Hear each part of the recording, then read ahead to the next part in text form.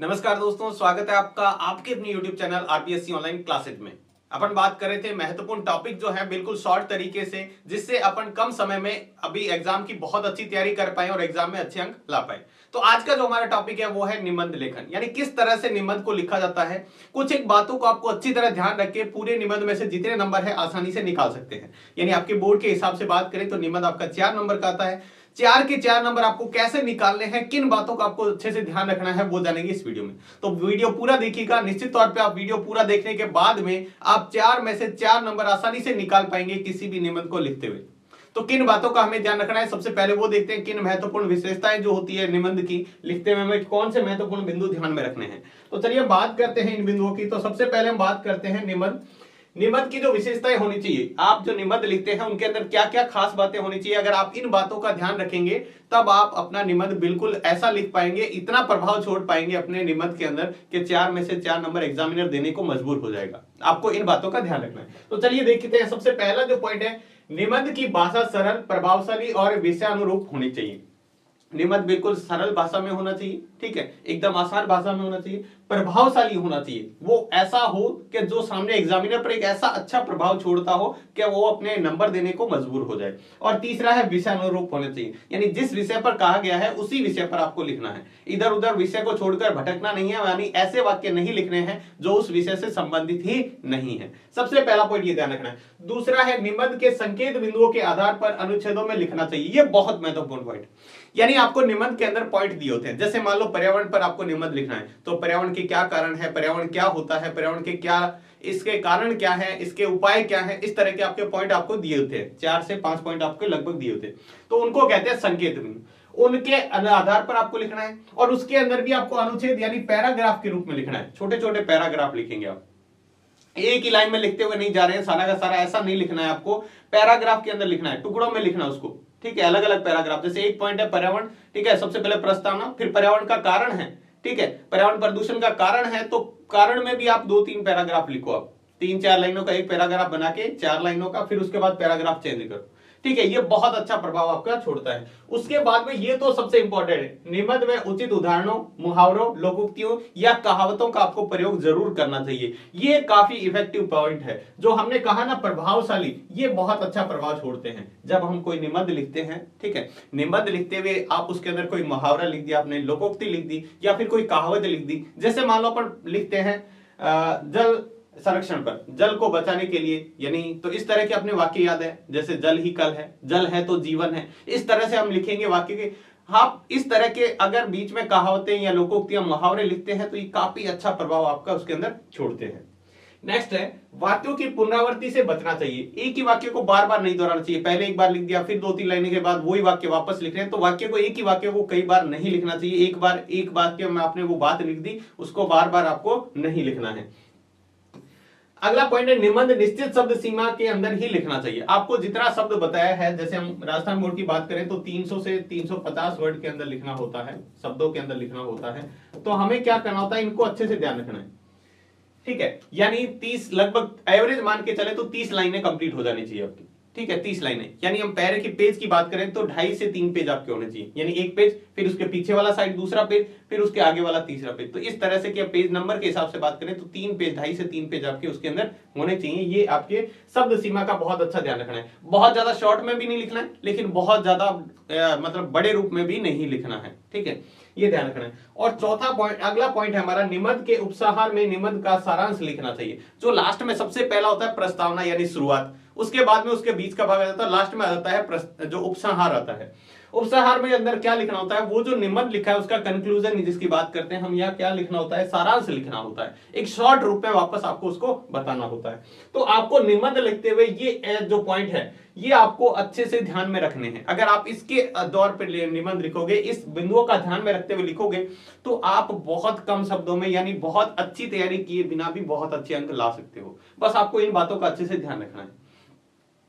Next हम बात करते हैं निबंध के जो अंग होते हैं, ये भी आपको अच्छे से ध्यान रखना है। निबंध के अंग होते हैं 3। एक होता है प्रारंभ यानी आरंभ यानी शुरुआत, दूसरा होता है प्रसार यानी उसका मध्य का भाग, और तीसरा होता है उसका उपसार यानी अंत का भाग।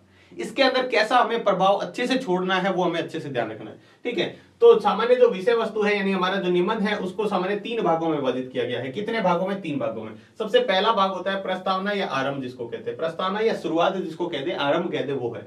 ये सबसे इंपॉर्टेंट पार्ट है किसी भी निबंध का। क्यों इंपॉर्टेंट है? निबंध का आरंभ जितना आकर्षक और प्रभावशाली होगा निबंध उतना ही अच्छा माना जाता है। अगर आपने शुरुआत बहुत अच्छी कर दी, अगर आपने निबंध लिखते हुए बहुत अच्छा प्रभाव पहले ही शुरुआत में प्रस्तावना में ही छोड़ दिया तो आपका निबंध के प्रति बहुत अच्छा इफेक्ट पड़ता है, प्रभाव पड़ता है एग्जामिनर के चेक करने वाले पर। कहते हैं ना, जो हम शुरुआत करते हैं, first impression is last impression. तो आपका शुरुआत अगर बहुत अच्छा है तो आपका निबंध बहुत अच्छे से नंबर दिला सकता है आपको, सिर्फ प्रस्तावना भी आपको बहुत अच्छे अंक दिला सकता है। निबंध का प्रारंभ अगर आप शुरुआत चाहें तो वो भी किसी सुक्ति से, किसी दोहे से या फिर किसी काव्य पंक्ति से कर सकते हैं। ठीक है, जैसे जल है तो जीवन है, मान लिया आपको जल के बारे में आ गया तो सबसे पहले आपने स्टार्ट की जल है तो जीवन, जल है तो कल है, या जल ही जीवन है, इस तरह से कोई, या फिर कोई और आपको कहावत याद है उसके आपको क्या करना है वो लिख के और फिर आपको प्रस्तावना से स्टार्ट करना है। प्रस्तावना में सबसे पहले वो लिख दिया, फिर उसके बाद में प्रस्तावना का जो है आपको लिखना है वो लिखना स्टार्ट करना है। ये काफी अच्छा इफेक्ट छोड़ता है। हम बहुत बार देखते हैं कोई स्पीच वगैरह देते हैं तब भी हम देखते हैं कि लोग क्या करते हैं, किसी कहावत से, किसी शायरी से, किसी दोहे से स्पीच की शुरुआत करते हैं, भाषण की शुरुआत करते हैं, तो वो काफी इफेक्टिव होता है। वही बात हमें यहां पर इंप्लीमेंट करनी है, यहां पर भी अप्लाई करनी है जिससे हम अच्छा प्रभाव छोड़ पाए। तो सबसे पहले हमें क्या करना है, प्रारंभ जितना यानी शुरुआत जितनी अच्छी और आकर्षक होगी आपका निबंध उतना ही अच्छा होगा। इसके लिए आप वहां पर दोहे का, पंक्ति का, कहावत का, इनका यूज कर सकते हैं। उसके बाद में आता है मध्य भाग यानी प्रसार वाला भाग। इसके अंदर सारा जो मैटर होता है वो इसके अंदर लिखना होता है। इस भाग में निबंध के विषय को स्पष्ट किया जाता है। निबंध किस विषय पर लिखना है सारा ब्रॉड में लिखा जाता है। आपके पॉइंट जो होते हैं वहां पर एक प्रस्तावना ऊपर वाला भाग हो गया और उपसार लास्ट वाला भाग हो गया। बीच में जो आपके पॉइंट दिए होते हैं, जो संकेत दिए होते हैं, उनके ऊपर आपको लिखना होता है, स्पष्ट किया जाता है। इस भाग को सरलता व रोचकता से अनुच्छेदों के अंदर, अनुच्छेद नहीं है, अनुच्छेदों के अंदर क्या करना चाहिए, इसको बांट कर लिखना चाहिए। जो आपको संकेत दिए गए उसके अंदर बांट कर आपको उसको लिखना चाहिए और पैराग्राफ में शॉर्ट में लिखना चाहिए। ये काफी प्रभावशाली होता है और आपकी भाषा बिल्कुल सरल और एकदम टॉपिक टू टॉपिक आपके पॉइंट चलने चाहिए। आपको इधर उधर की बातें नहीं लिखनी है। और सबसे लास्ट में आता है हमारा उपसार कह दो या जो अंत होता है।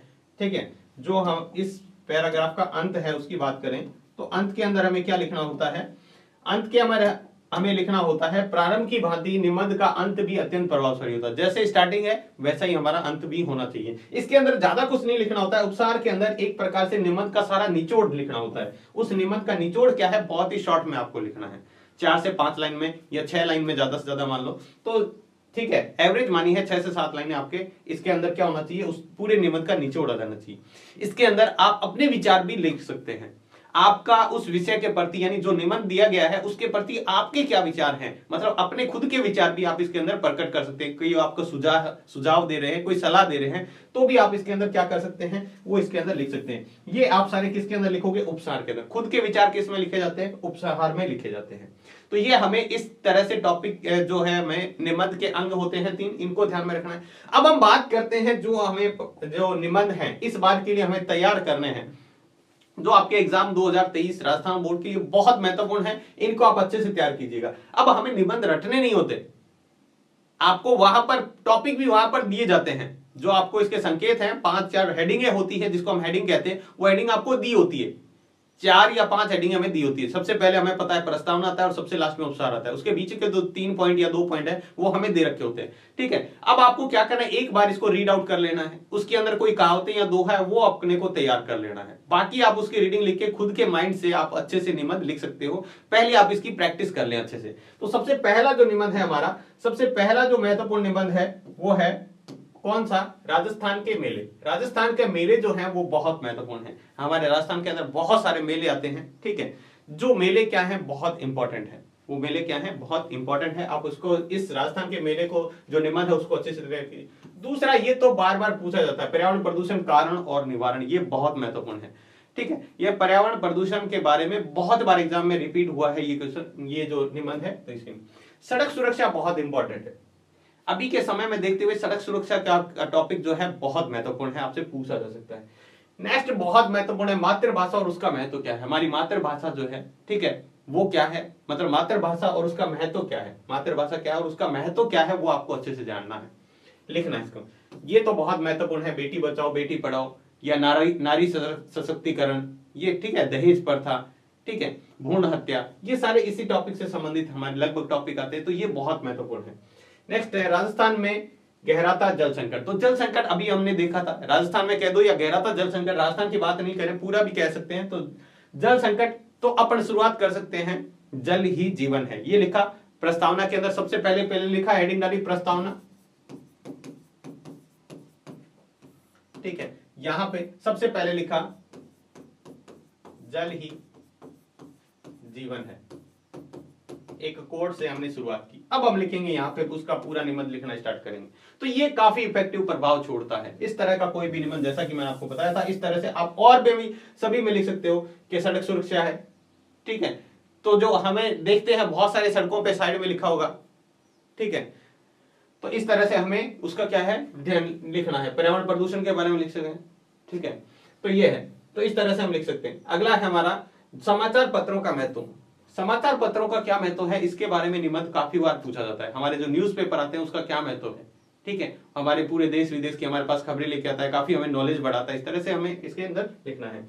उसके बाद में ये बहुत महत्वपूर्ण है, मोबाइल फोन कह दो या फिर इंटरनेट कह दो, वरदान और अभिशाप। ये हमें वरदान भी साबित हुआ है, अभिशाप भी साबित हुआ है, मतलब नुकसानदायक भी है, किस तरह से, इसके बारे में भी हमें निबंध अच्छे से पढ़ना है बहुत बार। इसके साथ में आपको यहाँ पर पूछा जा सकता है, ऑनलाइन स्टडी के बारे में भी पूछा जा सकता है, ठीक है, जो हम ऑनलाइन पढ़ते हैं, अभी जो आप पढ़ रहे हैं मोबाइल के अंदर, ये भी ऑनलाइन है, तो इस तरह से क्या लाभ हैं, क्या हानियां हैं, वो भी आपसे पूछा जा सकता है, ठीक है। और लास्ट है भ्रष्टाचार की समस्या। ये भ्रष्टाचार जो समस्या है ये काफी महत्वपूर्ण है, कई बार एग्जाम में पूछा जाता है, ठीक है, तो इस तरह के निबंध है हमें अच्छे से तैयार करने हैं। ये निबंध आप अच्छे से एक बार पढ़ लीजिएगा, एक ही बार पढ़ना है, निबंध हमें लगभग तैयार हो जाता है। तो ज्यादा इसमें टाइम वेस्ट नहीं करते हुए हमें अच्छे से निबंध को तैयार करना है। अगर आज आप इन निबंधों का अच्छे से अध्ययन कर लेते हो, तब भी आप एग्जाम के अंदर जो 2023 में आपका एग्जाम होने वाला है, इसमें से आपको मिल जाएगा और आप अच्छे से कर पाओगे।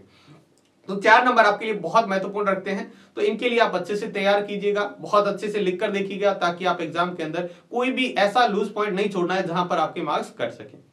तो आज की वीडियो में बस इतना ही, मिलते हैं नेक्स्ट वीडियो में इसी तरह के और इंपॉर्टेंट टॉपिक के साथ, तब तक के लिए धन्यवाद।